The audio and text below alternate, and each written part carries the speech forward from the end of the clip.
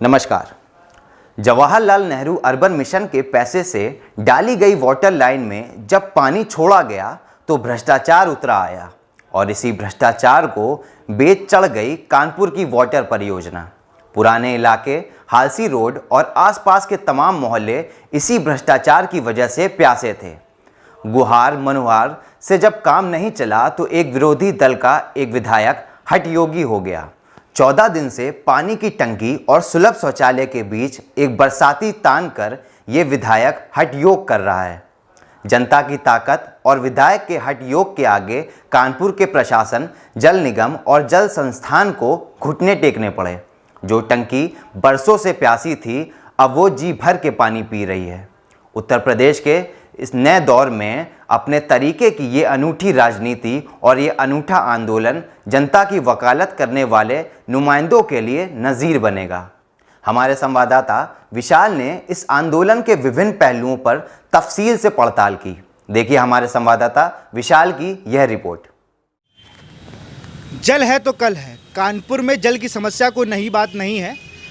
उसी क्रम में आर नगर से विधायक अमिताभ वाजपेयी पिछले 14 दिनों से हठयोग पर बैठे हुए हैं। खून से पत्र भी लिख दिया, अर्धनग्न होकर प्रदर्शन भी कर दिया। जानेंगे उन्हीं से कि उनके अधिकारियों ने कितनी बात सुनी और एक विधायक 14 दिन से यहाँ बैठा है, अधिकारियों ने इसकी सुध ली या नहीं। देखेंगे हमारे पीछे अमिताभ वाजपेयी बैठे हुए हैं। आइए चलते इन्हीं से जानते हैं वो यहाँ पे धरना प्रदर्शन कर रहे हैं और इसका कितना उनको बेनिफिट मिला है कि अधिकारी इनकी बात सुन पा रहे हैं या नहीं। क्योंकि पिछले काफ़ी दिनों से, ये सालों से कह लें तो ये टंकी बंद पड़ी है इसमें, और इस टंकी से जो लोग पानी लेते हैं वो नहीं ले पा रहे, उन्हें दूर दूर से पानी लाने पे मजबूर हैं। आइए बात करते हैं अमिताभ वाजपेयी से। विधायक जी, सबसे पहला सवाल, किस लिए धरने पे? ये पेयजल की जो अधूरी परियोजनाएं हैं जो JNURM के अंतर्गत पूरी हो जानी चाहिए थी, उनको पूरी करे जाने की मांग हम लगातार कर रहे हैं।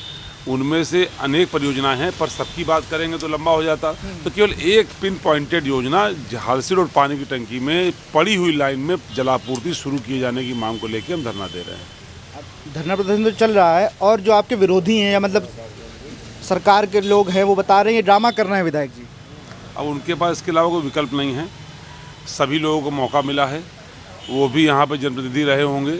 अगर उन्होंने कुछ प्रयास कर लिए होते तो शायद ये नौबत आज नहीं आती। ये टंकी जिसमें पानी नहीं आया 2009 की बनी हुई है, वो सपा और बसपा पे आरोप लगा सकते हैं। सरकार आज भाजपा पे आरोप नहीं लगा रहे हैं।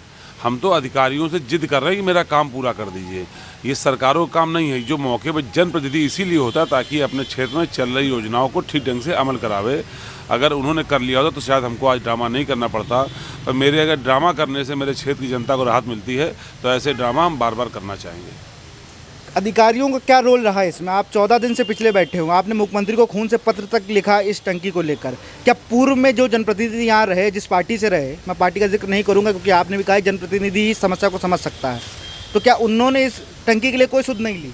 देखिए, ऐसा जो धरना, जैसे मैंने इसको एक दिन में बात नहीं आई है। बहुत सारी परियोजनाएं अधूरी, हम सबकी बात करते हैं आमतौर पे, लेकिन ये परियोजना पे हम 2.5 साल पहले से लगे थे।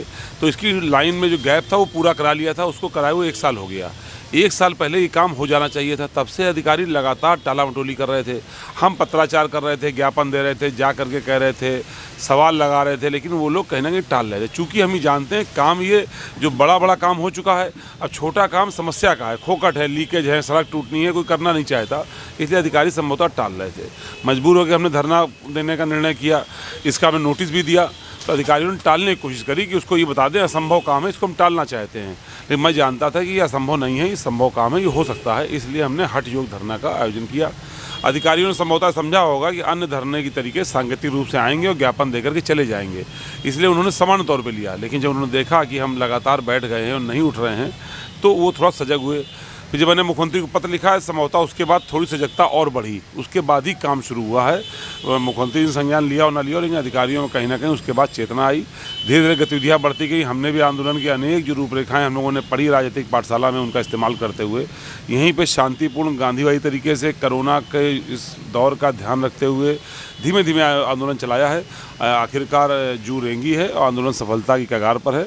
ज़्यादातर लीकेज भी बन गए हैं, कम से कम 25 जगह लीकेज बन गए हैं। आप नई सड़क पर देखा हो जगह जगह खुदाई होकर पड़ी है। ये पहले के खराब हुए कामों का सूचक भी है, लेकिन ये भी सूचक है कि काम यदि प्रयास किया जाए तो हो सकता है। और ऐसी कानपुर शहर में 27 टंकियाँ और हैं, अभी मेरे क्षेत्र में 5 टंकियाँ और हैं, जिन पर यदि काम सभी लोग मिल करके करें, दल की भावना से अलग हट करके, वोट की भावना से अलग हट करके, तो इन कामों को पूरा किया जा सकता है। विधायक जी, पूर्व मुख्यमंत्री और आपकी पार्टी के राष्ट्रीय अध्यक्ष अखिलेश यादव ने भी आपको वीडियो कॉल पे धरने का पूछा कि आप मतलब कब तक के अधिकारी कैसे आपको ले रहे हैं, आपने इस पे भी। देखिए, समाजवादियों की पहचान ही संघर्ष है। यही एक अकेली ऐसी पार्टी है जो संघर्ष के दौर में, जिसमें लोग खुशी महसूस करते हैं, जैसे कार्यकर्ता अपने आप प्रसन्न महसूस करता है। और हमारे राष्ट्रीय अध्यक्ष जी भी लगातार वो कार्यकर्ता नेता साथी जो संघर्ष करते हैं, उनकी पीठ थपथपाने का काम करते हैं। हमारी पार्टी एक परिवार है और ये एहसास दिलाते हैं कि मुसीबत के दौर में हम सब लोग साथ होकर खड़े हैं। मैं राष्ट्रीय अध्यक्ष जी का आभारी हूँ कि उन्होंने हमारे धरने का संज्ञान लिया, हमारा प्रोत्साहन किया, हमारा हौसला बढ़ाने का काम किया। विधायक जी, 14 दिन से आप धरने पे हैं, कोई एक भी दिन अधिकारी आपसे मिलने आया या बात की? हाँ, अधिकारी आए। शुरू में 3-4 दिन तो कम था, नहीं आ रहे थे। फिर उसके बाद से जल निगम के अधिकारी, चीफ इंजीनियर, एसई और प्रोजेक्ट मैनेजर लगभग डेली आकर के रिपोर्टिंग कर रहे हैं। सिटी मजिस्ट्रेट 2-3 बार आए हैं, डीएम साहब ने मौके पर मुआयना किया है आकर के। अधिकारी लगातार संपर्क में, तब शुरू में तो नहीं हुआ, ये मैं कहूँगा 3-4 दिन तो उन्होंने शायद ऐसा समझा कि चले जाएंगे, अभी अपने आप उठ के चले जाएंगे, ये बर्दाश्त नहीं कर पाएंगे, चले जाएंगे। लेकिन उसके बाद से मुझे लगता है जब से अखिलेश जी की कॉल आई है और उन्होंने ये धमकाया है कि पूरे प्रदेश में आंदोलन हो जाएगा, तब से अधिकारियों में सजगता आई है। फिर एक दिन मेरी बेटी ने आके साहस बढ़ा दिया, फादर्स डे वाले दिन, तो फादर्स डे, तो उससे मुझे लगा कि अधिकारी समझ गए अब तो पक्का नहीं जाएंगे। जब बेटी ने भी कह दिया कि मत आना लौट के, तो अब तो पक्का नहीं जाएंगे। तो उसके बाद सजगता बढ़ी है और डेली रिपोर्टिंग कर रहे हैं और काम हो रहा है। तकनीकी खामियां हैं पर काम हो रहा है। और आज तो मुझे उम्मीद है, चूँकि आज अंतिम लीकेज बन रहा है, तो मुझे उम्मीद है आज तो फतेह होकर रहेगी। मतलब आज आपके लिए फतेह कर जाएंगे? हाँ, आज इस जेल से रिहाई का परवाना आने की उम्मीद है। ये जेल आप कैसे कह सकते हैं, आपके सब जेल है। हाँ, ये ओपन जेल है जो हमने खुद चुनी है। पर जेल टाइप की तो सुविधा है यहाँ, जेल से बेहतर तो कुछ नहीं है। बल्कि जेल में पक्की छत होती है, यहाँ तो तिरपाल की छत है। 10 दिन तक तो केवल एक प्लास्टिक थी, परसों से दूसरी प्लास्टिक लगानी पड़ी बारिश की वजह से। तो ये जेल से तो कुछ हल्का ही है मामला, जेल इससे तो बेहतर होती है। पर ओपन है, ये ओपन जो लोग आ रहे हैं, सबके लिए ओपन है, कोई भी आए, लोग आ रहे हैं, जा रहे हैं, ये है।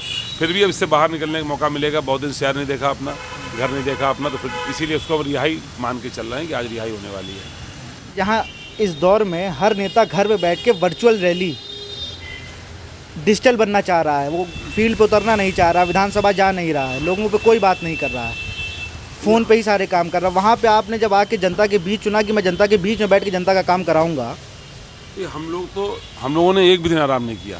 समाजवादियों को पहले दिन से अखिलेश जी का निर्देश था कि आप लोग सड़क पर रहिए। हम लोगों ने 25 मार्च से ही अपनी रसोई शुरू कर दी थी। लगभग 22 रसोई चलाई।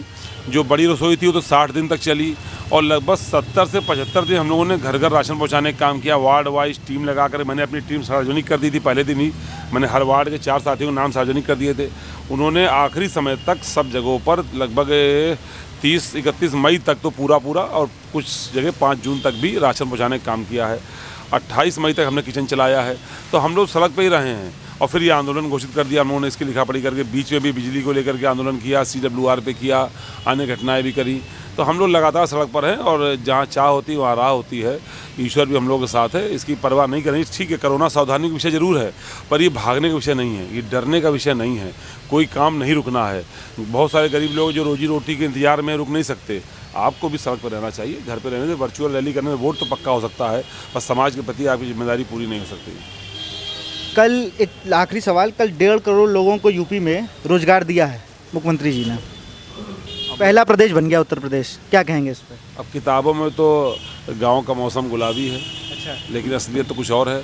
अगर आप अभी यहाँ से निकल के पूरे क्षेत्र में घूम के आइए, अगर कोई एक व्यक्ति आपको ऐसा मिल जाए जो कह दे कि हमें कल रोजगार मिला है, तो ये उसी 20 लाख करोड़ के पैकेज की तरीके से है, ये उसी 15 लाख रुपए की तरीके से है, ये अच्छे दिन की तरीके से है, जो किताबों में तो है पर दिखता कहीं नहीं है। अगर कोई हो, आप यहाँ से लेकर अपने घर तक जाना, रास्ते में जो भी मिल जाए गरीब व्यक्ति, उससे पूछते चले आना। अगर एक भी उदाहरण मिल जाए इसको, अगर 1.5 करोड़ तो बहुत बड़ी संख्या होती है। अगर 400 विधानसभा से हम उसको भाग दे दें तो कितनी बड़ी फिगर आएगी, जोड़ना भी आसान नहीं पड़ रहा है, पर बहुत होती है भाई। 400 अब जोड़ के देख लें क्या? हाँ, जोड़ लीजिए, जोड़ के देख लें। दिखा दो विधायक जी, जोड़ देंगे। भाई 1 करोड़ 50 लाख 50 लाख, ये कुर्सी मिलेगी क्या? 403, तो एक विधानसभा में 37,220 लोग रोजगार मिला। आपकी विधानसभा में कितने लोगों को मिल गया? हमें तो लगता है 37 भी नहीं।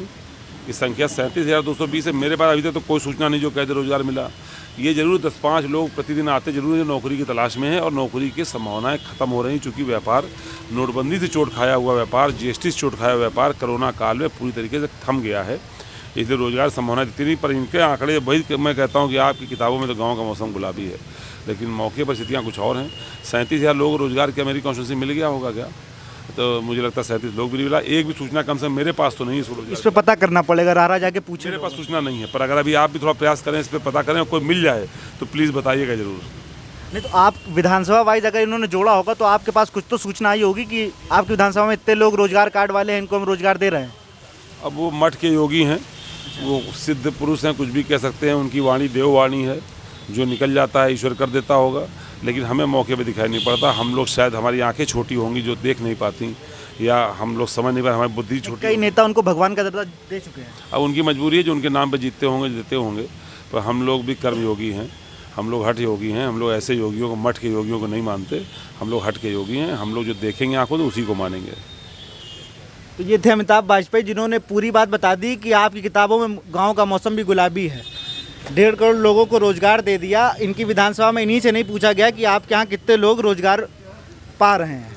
अभी क्षेत्रीय लोगों से भी बात करेंगे कि विधायक जी 14 दिन से यहाँ बैठे हुए थे, आपने कैसे मदद करी और आप कितना प्रभावित हुए अपने इस विधायक से।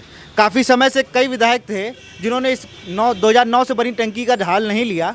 अब जब एक जनप्रतिनिधि 14 दिन से हठयोग पे था, घर वर छोड़ के, जिसकी बेटी खुद कह रही कि पापा ये काम करा कर ही वापस लौटा, एक बहुत बड़ी बात है और इन जनप्रतिनिधियों के लिए, कानपुर के और तमाम प्रदेश भर के लोगों के लिए भी, कि एक जनप्रतिनिधि तिरपाल पे, कूलर पे सो रहा है और बता भी रहा है कि दिन रात यहाँ लोग आते हैं। कैमरा पर्सन मानस के साथ विशाल मिश्रा, जिंदा डेमोक्रेसी।